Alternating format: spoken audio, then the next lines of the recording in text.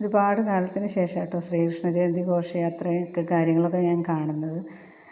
എൻ്റെ ഒരു ഫ്രണ്ട് വഴിയാണ് ഞാനിപ്പോൾ ഇത് മേടിച്ചിട്ടുള്ളത്. കാരണം എന്താണെന്ന് വെച്ചാൽ നമുക്ക് പോകാൻ പറ്റിയിട്ടില്ല. അപ്പോൾ അത് കാരണം എൻ്റെ ഒരു ഫ്രണ്ടിനോട് അതിൻ്റെ വീഡിയോസ് അയച്ചു തരാൻ വേണ്ടി പറഞ്ഞ കേട്ടോ. നമുക്ക് പോകാൻ പറ്റിയിട്ടില്ലല്ലോ. അപ്പോൾ എൻ്റെ നാട് മലപ്പുറം ജില്ലയിൽ തിരൂരെന്ന് പറയുന്ന സ്ഥലത്താണ് കേട്ടോ. അപ്പോൾ അവിടെ നടന്നിട്ടുള്ളതാണ് കേട്ടോ. നമ്മൾ ഇവിടെ ഞാൻ പോകാറില്ല, അപ്പോൾ അവിടെയാണ്. അപ്പോൾ അത് എനിക്ക് അയച്ചു തന്നതാണ്.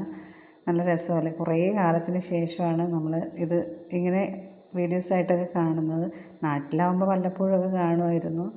നമ്മുടെ റോട്ടിലൂടെയൊക്കെ വരുമ്പോൾ റോഡിനടുത്താണ് വീട്, അപ്പോൾ അത് കാരണം കൊണ്ട് നമുക്ക് ഇടയ്ക്ക് ഇങ്ങനെ കാണുമായിരുന്നു.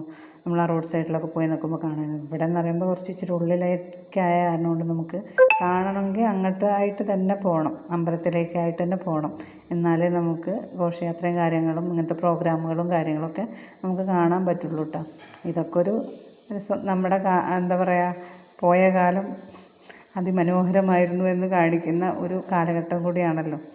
കുഞ്ഞു കുട്ടികളുടെ ഡാൻസും കാര്യങ്ങളും, കുഞ്ഞു കൃഷ്ണന്മാരും രാധമാരും ഒക്കെ കൂടെ ഒന്നിക്കുന്നത്.